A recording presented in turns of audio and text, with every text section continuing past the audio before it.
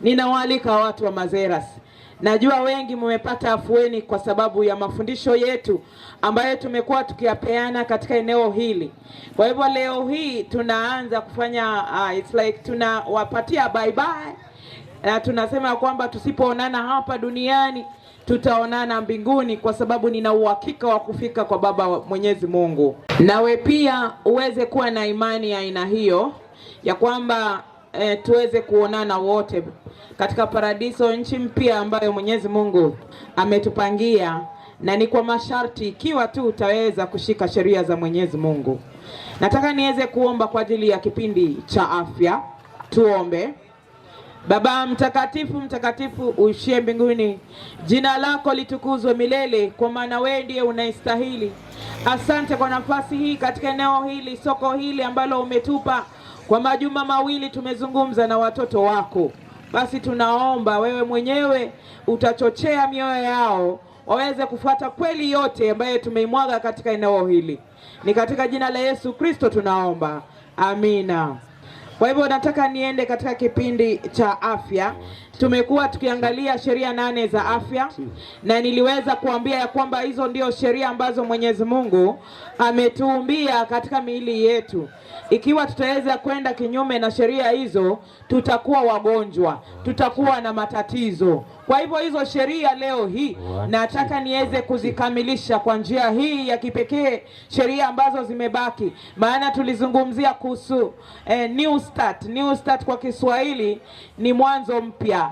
Kwa hivyo tumeleta maisha mapya katika eneo hili, katika soko hili. Tumekuja kuwapatia matumaini ya afya zenu kupitia kwa sheria 8 za afya. Tumezungumzia kuhusu nutrition ambayo ni lishe, tumezungumzia kuhusu exercise ambayo ni zoezi, tumezungumzia kuhusu water, maji, tumeweza kuzungumzia kuhusu jua, tumeweza kuzungumzia kiasi, that is temperance. Tumeweza kuzungumzia kuhusu hewa safi, muliweza kuona. Haya, leo hii nataka niweze kuzungumzia kuhusu kupumzika. Pumziko pia ni tiba ya mwili wako. Mtu anapopumzika anafaidika, anakuwa na afya njema, maradhi pia yanaondoka. Mwili unahitaji kuweza kupumzika. Nayo tunaona kwamba hata Mwenyezi Mungu alipoumba dunia hii aliweza kupumzika. Kwa hivyo nataka tuweze kuangalia kwanza, je, ni kitu gani ambacho kinahitajika katika kupumzika? Tunaona hebu tuangalie katika kitabu cha Mathayo.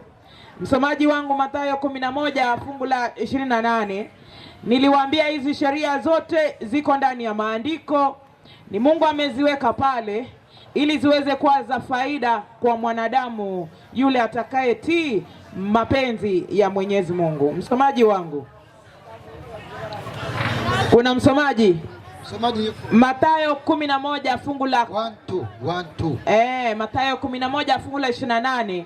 11:28 inasema hivi. Inasema namna gani? Kwa wale wenye kuandika. 11:28. Ndio hiyo. Nilidhani nasema 18. 11:28. Inasema hivi. Naam. Njooni kwangu. Njooni kwangu nyinyi nyote msumbukao na wenye kulemewa na mizigo. Wenye kulemewa na mizigo. Nami nitawapumzisha. Nami nitawapumzisha. Njooni nyote mnaolemewa na mizigo ya dhambi, mizigo yenu yote. Mwenyezi Mungu anasema njooni nyote nami nitawapumzisha. Huyo ni Mwenyezi Mungu anasema atatupatia pumziko. Kwa hivyo Yesu ameutuumbia sheria ya kupumzika. Watu wasipopumzika ndio sababu wanakuwa na matatizo makubwa sana, magonjwa ambayo hata hayawezi tibika, magonjwa ambayo hata wakienda hospitali wanaambiwa hakuna ugonjwa, kwa sababu yamewazidi wao. Ni mwili umetengeneza na Mwenyezi Mungu, na Mungu ndiye anayejua mwili wako. Kwa hivyo tunaona ya kwamba yeye peke yake ndiye atakuwezesha na kukurekebisha ili uweze kuwa sawa kwa hali yako hiyo. Kwa hivyo tunaona ya kwamba kuna sehemu tatu ambazo zinahitaji pumziko. Kuna sehemu tatu ambazo zinahitaji pumziko. Kuna pumziko ya kwanza ambayo inaitwa daily rest. Unapumzika angalau kila siku. Unastahili kuweza kupumzika. Yaani kwa siku unahitaji kupata nafasi ya kupumzika. Na hapa tunazungumzia kuhusu kulala. Tunahitaji kuweza kulala. Tuweze kuwa watu wanaweza 1 2 wanaweza kulala. 1 2. Tunasema ya kwamba ikelele inanisumbua sana. Ya kwamba mwanadamu anastahili kuweza kupumzika. Na sasa sana kwa usingizi, sehemu ya usingizi. Watu wengi ambao wanakosa usingizi, watu hawa baadaye wanakuwa na maradhi, na wakija kupimwa wanapatikana na maradhi mazito kwa sababu hawajapata usingizi.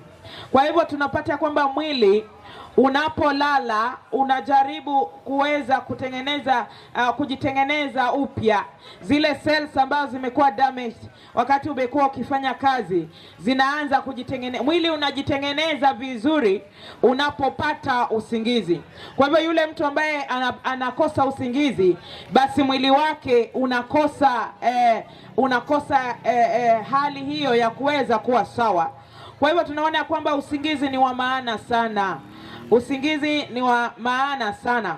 Kwa hivyo kwa watoto wanahitaji kulala kwa muda wa 16 to 20 hours. Yaani amelala tu, anapumzika mtoto, au ni newborn babies. Na young children ni watoto ambao wanaendelea kukua, wanahitaji kulala kwa masaa 10 hadi 12. Watoto hao masaa 10 hadi 12. Alafu watu wazima wanastahili kulala kwa muda wa masaa 7 to masaa 8. Masaa 7 to masaa 8. Hiyo ni mtu mzima anahitaji kupata usingizi masaa 7 au masaa 8. Watoto ambao ndio wamezaliwa wanahitaji kulala 16 to 20 hours. Alafu watoto ambao ni watoto young children wanahitaji kulala usingizi wa 10 to 12 hours, wamelala usingizi. Kwa hivyo wewe mtu wa soko hili unahitaji kupumzika, licha ya kwamba uko katika mbio za kazi. Unahitaji kupumzika masaa 7 au masaa 8 usiku mzima. Hivyo ndivyo mwili umetengenezwa, na ukikosa kufanya hivyo ni nini kinafanyika wapendwa? Tunaona ya kwamba wewe ukiwa na deni la usingizi, wewe ukiwa mtu ambaye una deni la usingizi, kuna effect katika maisha yako ya deni. Unapokuwa na deni la usingizi ni mambo gani yanafanyika? Na ninazungumza aswa sana watu ambao wako katika maeneo ya pwani. Maeneo ya pwani watu wanakula marijuana, watu wanavuta sigara, watu wanakula miraa. Hizo vitu zinakukosesha usingizi. Yaani watu wakubwa wanakula miraa, utafikiria ni chakula kitamu. Hizo ni vitu ambavyo tulijifunza jana ya kwamba chochote ambacho unaingiza katika mdomo wako lazima ujue ya kwamba ni cha faida ama si cha faida. Miraa imekuja kuleta shida sana kwa watoto wetu vijana, kwa wazee. Unapata mzee hapati usingizi, analala pengine mchana, lakini usiku ama anakosa usingizi kwa sababu ya kutafuna vitu ambavyo vinasisimua mwili ama vinasisimua damu yake. Kwa hivyo anakuwa alert. Mtu huyu anapoendelea kutafuna miraa, hiyo miraa inakufanya unakosa usingizi. Unapaili madeni ya usingizi. Kwa hivyo wewe unapopaili madeni ya usingizi, ni kitu gani kitafanyika? Effect ya kutokulala. Jambo la kwanza tunaambiwa kwamba tunaambiwa ya kwamba you decrease in endurance. Una decrease in endurance. Jambo la pili, unakuwa na your immune system inakuwa weakened. Yaani kinga ya mwili wako haiwi sawa. Alafu pia kuweza kuwaza na kupambanua inakuwa shida. kwa sababu wewe umekosa usingizi kwa muda mrefu sana. Kwa hivyo nazungumzia wote wanaosikia sauti hii. Mwenyezi Mungu anasema, jamani, unahitaji kulala usingizi, unahitaji kupumzika angalau kila siku. Na wewe unaenda opposite. Sasa usiku ndio unaona miraa zinanunuliwa, zinawekwa kwa paketi ya kaki. Unafikiria kana kwamba ni kitu kizuri wanaenda kula, unafikiri ni nyama. Unafikiria pengine wamenunulia watoto kitu tamu. Yaani ni miraa tu. Watu wanaendelea kufanya mambo yao. Jana tuliweza kuona Mwenyezi Mungu anawaruhusu murarue hiyo miraa. Mukule, mule, ani mupotee kabisa. Ama unless muweze kusikia sauti yake, mubadilike. Mungu anasema bado mkono wake upo wa rehema. Ikiwa utaweza kusikia sauti yake katika maneno haya ambayo tumeyafundisha, badilisha mwenendo wako, atakusamehe. Lakini ana uwezo wa kukuweza wewe kila siku unapotea. Unanunua leo pakiti ndogo ya miraa, kesho unanunua kilo 1, kesho kutwa unanunua kilo 2. Yaani unajitayarisha kwa ajili ya hukumu na kuchomwa Yesu anaporudi mara ya pili. Kwa sababu wewe unapotafuna hivi vitu unaharibu mwili wako ambalo ni hekalu la Mwenyezi Mungu. Wewe ni hekalu la Roho wa Mungu. Kwa hivyo wewe tafuna tu. Mwenyezi Mungu anakupa neema ya kutafuna. Tafuna kabisa, chukua, jaza mdomoni hizo vitu. Lakini jua Yesu anaporudi mara ya pili utalipa. Maana Mwenyezi Mungu jana alituambia ya kwamba anawapatia huo uwezo wa kuendelea kudanganyika kwa sababu ya tamaa zenu nyinyi wenyewe. Basi badilika leo hii unaposikia sauti hii. Mimi hata nikiwa na msichana wangu na nimekuona wewe handsome boy na unatafuna hiyo vitu, sikupati. Siwezi kupatia mtu ambaye hawezi kutunza afya yake, siwezi kumpa msichana wangu mimi. Kwa sababu mwanamume anatafuna nini? Yaani shetani ametuweka kutafuna tu. Na hiyo inakufanya wewe immune system yako inakuwa very poor, very weak. Alafu tena inakufanya huwezi kuwa na uwezo wa kuamua either uache, either uweze kula, hata huwezi kuamua kama maneno ya Mwenyezi Mungu yanapita mbele yako mazuri. Huwezi kuamua kwa sababu miraa imekuchafua akili.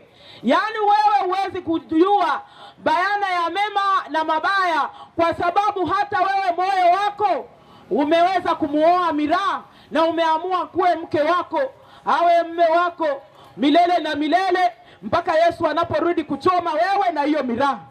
Kwa hivyo tunaona kwamba badilika siku ya leo. Wakati ni sasa, wanasema hivyo. Maana inaharibu hali yako.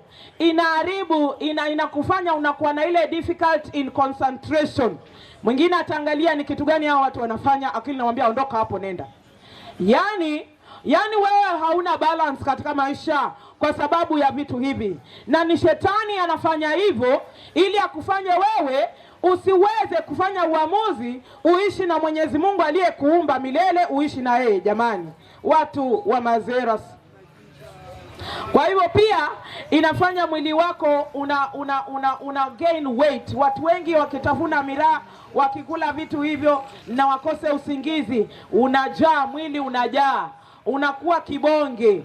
Haya pia inaleta shida, usipolala usingizi unapata shida ya ugonjwa wa sukari, unakuwa katika hiyo hali. Na pia unakuwa katika hali ya kuwa na risk ya kupata ugonjwa wa heart diseases, na pia saa zingine utakuwa na shida ya stroke baadaye.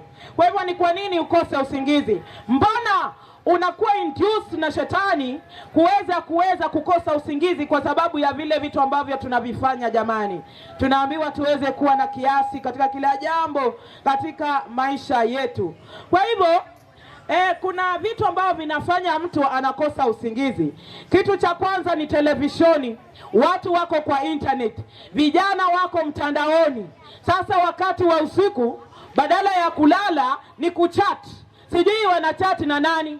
Watu wanalala saa 7 ya usiku, watu wanalala saa 8 ya usiku, watu wanakosa usingizi. Yaani tumeolewa na simu zetu, tumeolewa na vidude ambavyo vimetengenezwa na wanadamu, na tunakosa ya kwamba Yesu, kujua ya kwamba Yesu anarudi hivi karibuni. Hizi vitu ambavyo ni rununu vinahitaji kuwa na kiasi katika maisha yetu. Hatuhitaji kuvitazama kila wakati, maana zitaweza kutuletea shida kubwa sana. Na vijana wengi watakosa ufalme wa mbinguni kwa sababu wameingia katika vitu hivi na vinawakosesha maisha yao. Wanakosa kuwa na sound judgment ambayo itawawezesha kuweza kufanya uamuzi ulio wa busara kwa hizi nyakati za mwisho ambazo tunaishi. Kwa hivyo vitu vingine ambavyo vinaleta mtu kukosa usingizi ni maneno ya entertainment. Huku Mombasa, huku Coast, naona hata wanaweka televisheni kubwa, watu wanakaa, wanatoka hapo saa 7 ya usiku, wengine saa 8 ya usiku. Jamani, hii dunia hii ina waya kweli. Pia jambo lingine ambalo linaweza kukosesha usingizi ni overwork. Mtu anafanya kazi mchana, anafanya kazi usiku, hizo night shifts pia zinaleta shida, mtu anakosa usingizi. Pia tunaona ya kwamba mtu akiwa na stress na anxiety anakosa nini? Anakosa usingizi. Pia noisy environment inaweza kufanya ukose kupata usingizi. Pia kuna medications zingine ambazo zinaweza kufanya ukose usingizi. Kitu kingine ambacho kinafanya mtu anakosa usingizi ni watu wanapotumia stimulants. Stimulants ni vitu vya kusisimua mwili ambavyo ni caffeine. Caffeine zinaleta shida na tunaona ya kwamba wewe unakosa usingizi. Kwa hivyo watu wa Mwenyezi Mungu, tunahitaji kuwa na kiasi, tuweze kufanya kazi mchana, lakini jioni, usiku tuweze kulala, tuweze kupata usingizi. Hivyo ndivyo Mwenyezi Mungu anavyotaka katika maisha yetu. Jambo lingine ambalo nataka kuliweka wazi ya kwamba Mungu ametupa tuweze kupumzika kila siku, na pia Mwenyezi Mungu anataka tupumzike kwa juma. Na hilo ni swali ambalo nataka niulize watu wa Mazeras. Wewe ushafanya kazi, yaani siku zote unapata tu watu wako hapa, hakuna siku utapumzika. Hiyo ni hatia ya mwili wako, maana Mwenyezi Mungu ametupatia tena katika juma tuweze kupumzika. Ametuwezesha tuweze kupumzika, ametupatia angalau kwa juma tuwe na siku moja ya kuweza kupumzika. Je, wewe ambaye unafanya biashara yako hapa sokoni, unapumzika? Kuna siku ambayo wewe unakaa moja kwa juma unasema wacha niweze kupata starehe, niweze kupumzisha mwili wangu? Watu wanaendelea kufanya shughuli kila siku, na ndio sababu tunakuwa na maradhi. Mungu ametupatia pumziko, yeye mwenyewe ametupatia pumziko. Na ninaomba mwalimu, nataka uwe karibu na mimi.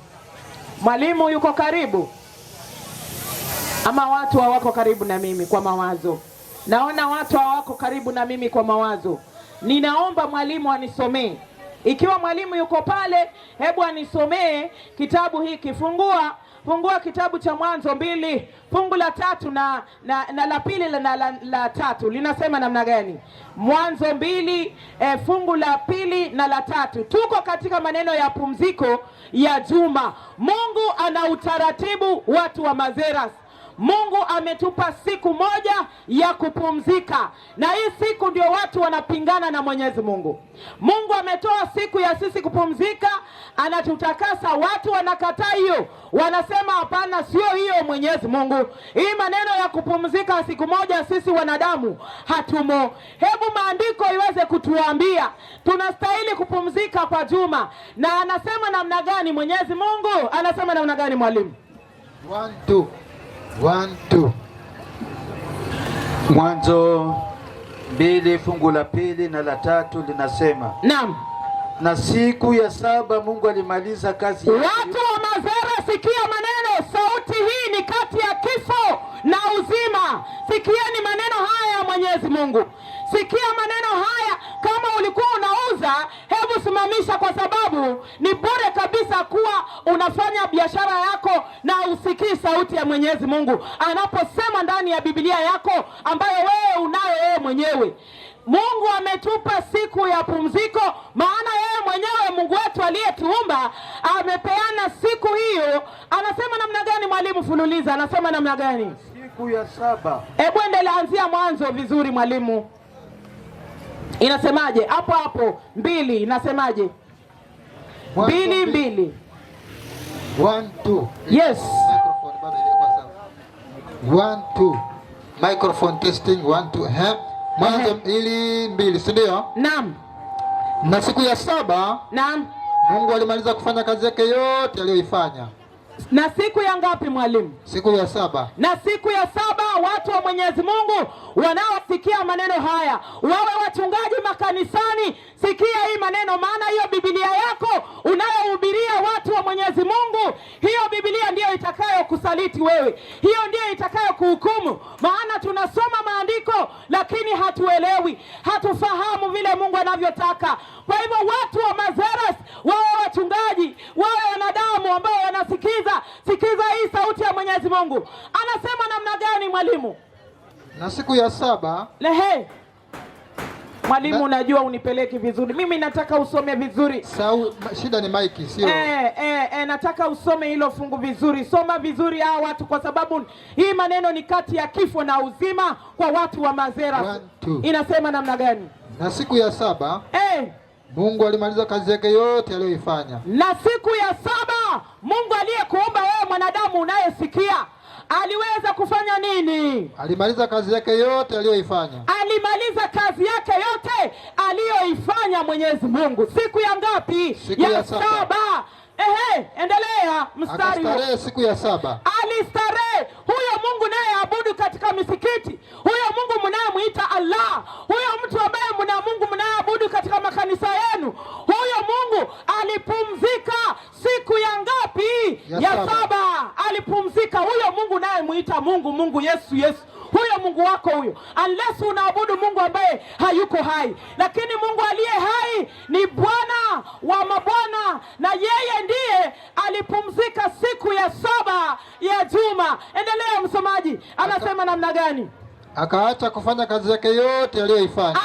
Aliwacha kufanya kazi yake yote aliyoifanya. Yule Mungu unaomba akupe riziki, huyo Mungu ambaye unamtumainia kwa kukinga katika ajali, huyo Mungu unayetaka afanikishe biashara yako, alipumzika siku ya 7. Akaacha biashara zake zote hiyo siku ya 7, Mungu wako akapumzika. Wewe ni nani mwanadamu unayebishana na Mungu aliyekuumba? Umemaliza mwalimu? 3 inasema hivi. Mungu akaibariki siku ya 7 akaitakasa. Siku gani Mungu alibariki mwalimu? Siku ya 7. Siku gani mwalimu? Siku ya 7. Siku ya 7 ndio Mungu alibariki. Inaitwa Yaumul Sabt. Umesema inaitwaje? Yaumul Sabt.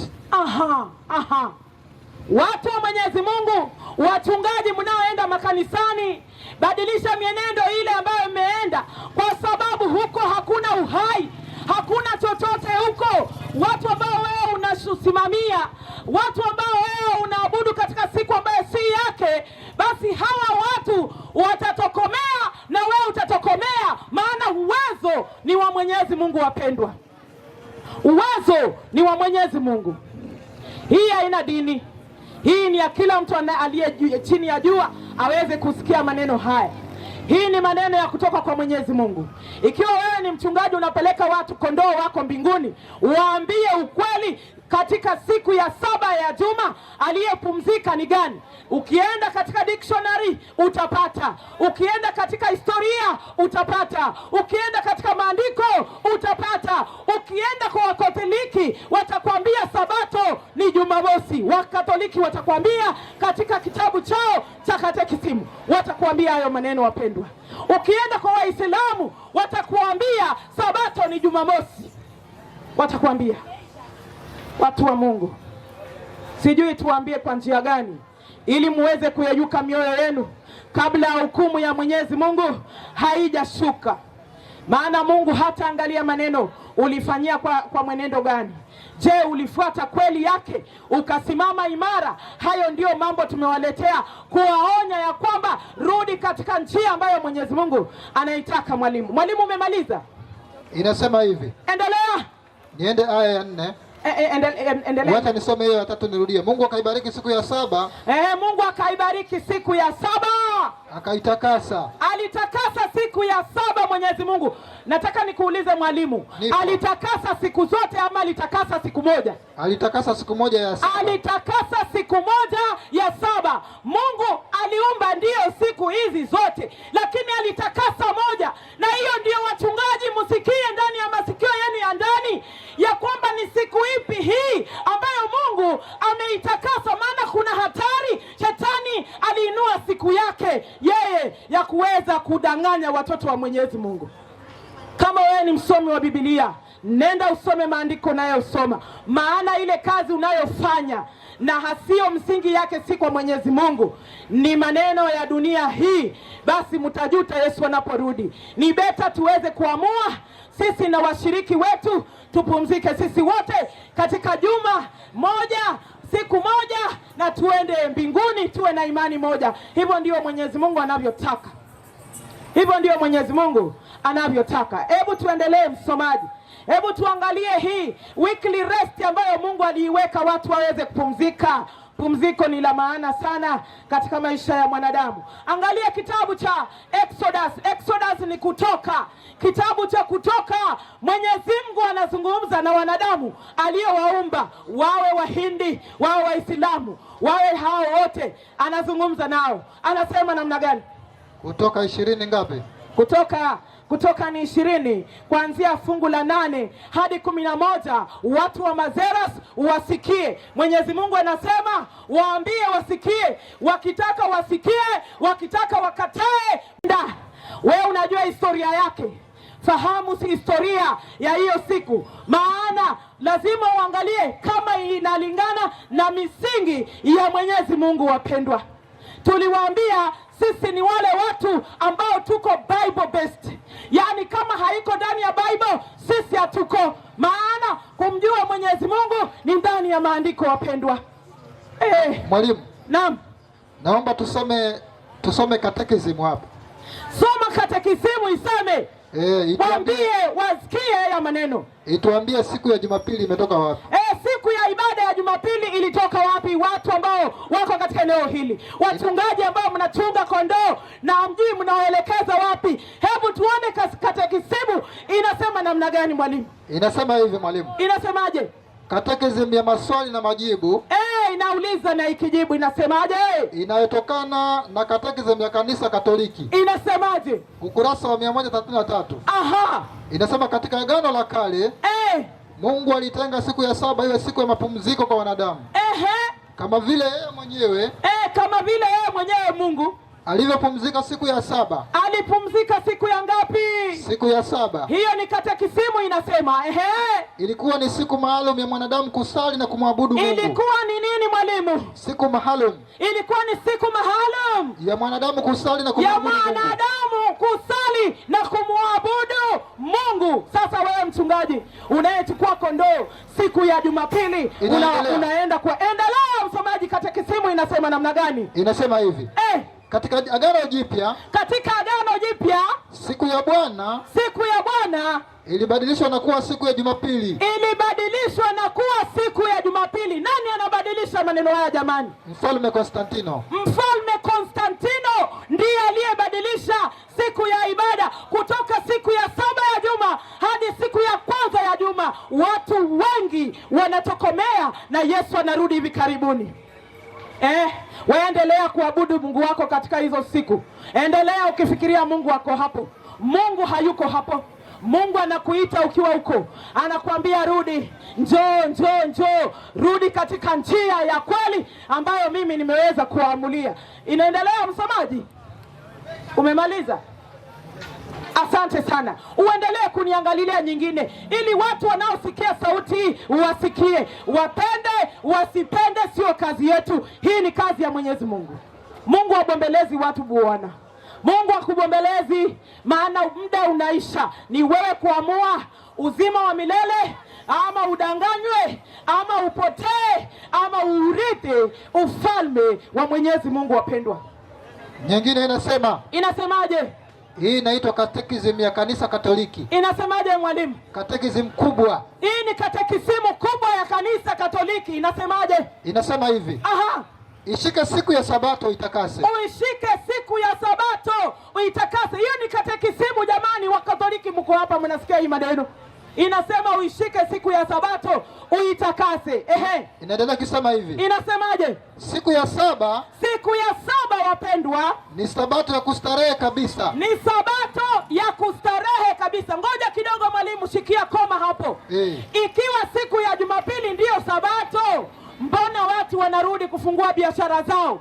Maana katekisimu inasema ya kwamba siku ya Sabato ni siku ya nini? Kustarehe kabisa. Hakuna kufanya kazi zako wewe. Ni siku ya ibada, ni siku ya Mwenyezi Mungu. Kama Jumapili ni siku ya ibada iliyo ya kweli, ni washiriki kabisa katika kanisa Katoliki, ni waaminifu wa Mwenyezi Mungu kabisa. Lakini hawasomi katekisimu. Wao ni kuenda kuombewa na kutoa sadaka na waende. Hawasomi maandiko wenyewe waweze kuelewa hii maneno. Endelea msomaji, inasema namna gani? Inazidi kusema hivi. Ilibadilishwa na Domenica.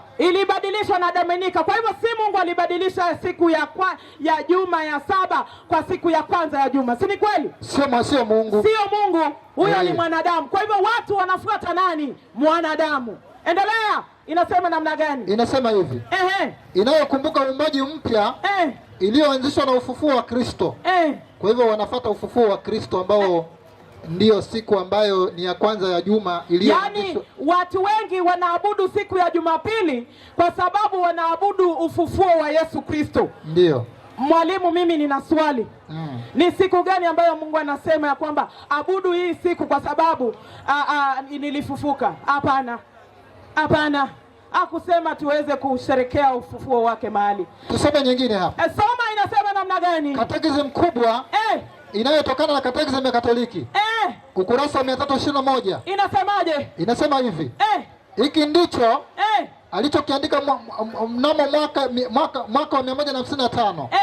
Kumweleza mfalme mpagani Antiochio. Kumweleza mfalme mpagani Antioko. Endelea msomaji. Wanachokifanya Wakristo. Siku inayoitwa siku ya jua. Watu wote wanaoishi mijini na mashambani kukusanyika mahali pamoja. Yani siku hii ambayo inaitwa siku ya jua. Unajua Sunday ilikuwa ni ibada ya kuabudu jua. Ilikuwa ni ibada ya kipagani ya kuabudu jua. Kwa hivyo wewe unazaliwa tu Sunday. Huelewi msingi wa Sunday unatoka wapi, wapendwa. Nyingine iko hapo mwalimu. Soma alafu nifanye nimalizie. Tena nzuri kabisa. Soma mwalimu. Katekisimu hiyo. Inasemaje katekisimu? Ukurasa wa 236. Soma. Wakatoliki wanasema hivi. Wanasemaje Wakatoliki? Siku ya Bwana. Siku ya Jumapili. Siku ya ufufuo. Siku ya Wakristo. Ndiyo siku yetu. Wameamua wenyewe. Wao ndio wameamua ndiyo siku yao. Mwalimu, pengine tuulize swali. Uliza swali. Ikiwa Wakatoliki wanasema Jumapili ni siku yao. Hii ni siku yao. Hawa Waprotestanti wengine siku yao ni ipi? Haya Waprotestanti wa Bwana Yesu, ruka Yesu. Bwana asifiwe. Hawa nao siku yao ni gani? Maana Wakatoliki wanasema siku hiyo ya ufufuo, hiyo siku ya kufufua Yesu Kristo, hiyo ndio siku yao. Siku ya Jumapili ni siku ya kanisa Katoliki, sio siku ya wewe Mprotestanti. Sasa wewe ukienda kotini, Mkatoliki atakushinda kwa sababu yeye hiyo ni siku yao waliamua. Wewe uko wapi unarandaranda? Uko wapi? Alafu inazidi kusema hivi. Inasemaje? Ndiyo siku yetu. Inaitwa siku ya Bwana kwa sababu hii. Kwani siku ambayo Bwana amepanda akiwa mshindi. Tena wanasema hivi. Wanasema kama wapagani. Kama wapagani. huita ni siku ya jua. Kama wapagani huita siku yetu hii sisi wa Katoliki siku ya nini? Siku ya jua. Siku ya jua. Ya kuabudu jua. Ya kuabudu jua. Ndio. Allah. Kwa hivyo watu wote, wawe wa Katoliki, wawe Waislamu, wawe Wakristo ambao hawana mwelekeo kwa siku ambayo wamechagua ya wenyewe, hao pia nao wanasema ya kwamba tunaabudu siku hii ya kipagani. Hiyo ni katekisimu inasema, sio mimi. Soma upate maarifa wapendwa. Soma upate maarifa. Acha kufikiria tu ati wewe utaenda mbinguni nywe hivyo. Ndio sababu tuko hapa kukusaidia uwe katika njia ambayo inafaa kuelekea kwa Mwenyezi Mungu. Maana dunia hii Mungu anaendelea kusanya watoto wake ya kwamba waende njia moja, wawe na imani moja na ubatizo mmoja na nini, Mungu mmoja. Hivyo ndivyo Mungu wetu anavyotaka, na atatuweka muhuri twende nyumbani. Kuna jambo moja ambalo nataka niweze kulisoma alafu niweze kupumzika, na nitaenda mbio mwalimu. Hapo nataka unisomee kitabu cha Mariko 2 fungu la 27 na 28. Mariko 2 fungu la 27 na 28. Watu wa Mazeras, musikie sauti ya Mwenyezi Mungu inawahoji mioyoni mwenu ya kwamba badilikeni kabla hukumu haijakuja hivi karibuni. Inasema namna gani? Mariko 2 27 inasema hivi. Inasemaje msomaji? Kwa wale wenye kuandika. Akawaambia Sabato ilifanyika kwa ajili ya mwanadamu. Sabato ilifanyika kwa ajili yako wewe na mimi. Na si mwanadamu kwa ajili ya Sabato. Kwa ajili ya Sabato. Yaani mwalimu, kwa njia nyingine inasema kalamu ilifanyika kwa ajili ya mwanadamu aitumie. Kalamu ilifanyika kwa ajili ya mwanadamu aiandikie. Si ni kweli? Ndio, na si mwanadamu aandike kalamu. Si mwanadamu aandike kalamu. Kwa hivyo inamaanisha mwalimu, wanadamu wameweza kuchukua Sabato ya Mwenyezi Mungu, kutaka kuigeuza, kutaka kuweza kuirule, na ni Sabato ya Mwenyezi Mungu. Haya mambo ni ya kusikitisha sana. Umesoma 28? Asante sana. Hebu soma kitabu cha mwisho hiki. Tuna mafungu mengi ya Sabato katika New Testament, katika Old Testament. Mkija kwetu tutawapatia siri za Mwenyezi Mungu na muweze kwenda kwa njia iliyo salama ambayo Mungu anataka kwa wale ambao wanaenda kuishi milele na yeye. Inasema namna gani mwalimu? Hiyo nyingine ni ipi? Ezekieli 20 fungu la 20. Ezekieli 20 inasema hivi. Inasemaje? Nimefika mara moja. Zitakaseni Sabato zangu. Sikia wanadamu wa Mazeras, walio madukani, walio barabarani, walio hapa sokoni. Sikia vile Biblia yako ambayo Mungu amekupa inasema katika kitabu cha Ezekieli. Mwenyezi Mungu anakuambia nini wewe mwanadamu ambaye hutaki kutii sheria ya Mwenyezi Mungu? Anasema namna gani msomaji? Zitakaseni Sabato zangu. Zitakaseni Sabato zangu. Zitakuwa ishara kati ya mimi na nyinyi. Zitakuwa ishara kati ya nini? Ya mimi na ninyi. Mwalimu, umemaliza? Inaendelea. Inasemaje? Mpate kujua ya kuwa mimi ndimi Bwana Mungu wenu. Mimi ndimi Bwana Mungu wenu. Haleluya. Amen. Mwalimu, nataka uende polepole alafu nataka niweze kuombea watu ambao wamesikia sauti hii. Amina. Hebu endelea, nataka uende polepole alafu niweze kumaliza. Inasema namna gani? Zitakaseni Sabato zangu. Mwenyezi Mungu anasema kwa wanadamu wa Mazeras wanaosikia ya kwamba takasa Sabato ya Mwenyezi Mungu. Kutakasa ni kutokutenda kazi zako za kuuza, za kulima, hizo kazi za kila siku. Anasema wachana nazo. Sasa ni mimi peke yangu mnahitaji kuniabudu katika siku ya 7 ya juma ambayo ni Jumamosi. Anaendelea akisemaje mwalimu? Zitakaseni Sabato zangu. Zitakaseni Sabato zangu. Zitakuwa ishara kati ya mimi na nyinyi. Sikia, hapo ndio kuna ngoma. Watu wa Mazeras wanaouza, hebu ngoja kidogo usikie maneno haya, maana ni mambo ya kweli na ya hakika, na hatuna aibu kuambia, maana huu ndio ukweli ya kwamba zitakaseni Sabato zangu. Maana zitakuwa ishara kati ya mimi na nyinyi. Yaani tunapotakasa na kuweza kuabudu Mungu siku ya Jumamosi ni ishara kati ya sisi na nani? Na Mungu. aliye mbinguni. Yaani Sabato ndio uniform ya kutambua watoto wake walio duniani. Sabato ndio siku ambayo ni ya Mwenyezi Mungu. Sabato ndio mark ya muhuri wa Mwenyezi Mungu. Wewe uko wapi sasa? Endelea, inasema namna gani? Mpate kujua ya kuwa, mpate kujua ya kuwa naam, mimi ndimi Bwana Mungu wenu. Mpate kujua ya kuwa mimi ndimi Bwana Mungu wenu. Watu wa Mazeras, hatuna lingine la kuambia tena.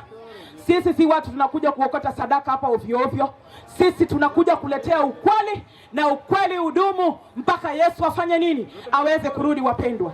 Sisi tumekuja hapa kuambia ukweli mtupu. Wewe ndio unaamua ukae huko uangamie ama ukae katika kweli ya Mungu. Mungu akuchukue uweze kuishi naye milele anaporudi mara ya pili. Ya kwamba Sabato, unapoabudu Mungu siku ya Jumamosi, siku ya Sabato, wewe umefanyika kuwa mwana wake. Kwa sababu gani? Kwa sababu hiyo ndio ishara kati ya wewe na Mungu wako. Uamuzi ni wako. Uamuzi ni wako. Toroka huko kabla ya wakati kufika. Wakati wa neema utakapoisha, sijui utakuwa wapi, wapendwa. Neema ya Mungu iweze kuwa pamoja nanyi, na ninawaomba wote, ikiwa unatamani kufanya Bible study hii, ufanye, uweze kuelewa. Tuko tayari kuingia ndani ya madhehebu, tuwahudumie, tuwasaidie, ili muweze kujua kweli ya Mwenyezi Mungu. Wacha kufanyia Mungu kiburi. Siku ya Sabato ndio unakuja kufanya biashara. Siku ya Sabato unakuja kufanya mambo yako. Ninashukuru sana kule Kisii. Kisii hakuna kuzika siku ya Jumamosi, hakuna kuzika siku ya Jumapili, walielewana. Lakini huko watu wanafanya vitu zao. Takasa siku ya Bwana, maana ni Mungu wako. Yeye ni Mungu wako. Kuna kitu ambacho nitawaambia baadaye nitakapoingia katika kipindi kingine ambacho nitalala salama. Nitawaambia hiyo siri, niwafunulie, niwaonyeshe mahali tuko katika unabii ambapo Yesu anakuja hivi karibuni. Mchungaji unayesikia, wachungaji wengi kule Western wametualika ndani ya makanisa yao, na wengi wamebadilika kwa sababu ya kweli, wamefuata kweli. Wewe kataa kweli ya Mungu, utokomee. Mungu aweze kuwabariki, na Mungu aweze kuwafunulia, Mungu aweze kuwapambanulia, Mungu aweze kuchochea mioyo yenu muweze kuwa watoto wa Mungu watakatifu na kumwabudu Mungu katika siku yake. Hebu na tuombe. Baba mtakatifu uishie mbinguni, jina lako litukuzwe milele. Mwenyezi Mungu, haya yote ambayo tumeyanena ni maneno yako matakatifu katika uwanja huu. Watu wengi ambao hawataki katika uzima wa milele wanaendelea kupinga maneno yako, lakini tumeyasoma jinsi yalivyo. Tumesoma katika katekisimu, na hata kuna mengi bado hatujawafunulia. Mungu wa mbinguni, rehemu watu wako, na urehemu pia na wachungaji. Wayeyushe mioyo yao, tuingie ndani ya makanisa yao, tuwapatie kweli, wakurudie, wabatizwe na Roho Mtakatifu, na waweze kubatizwa na ndani ya maji mengi, ili Yesu unaporudi majina yao yapatikane katika uzima wa milele. Jina lako litukuzwe milele. Ni katika jina la Yesu Kristo tunaomba, amina. Asante sana. Mungu aweze kubariki.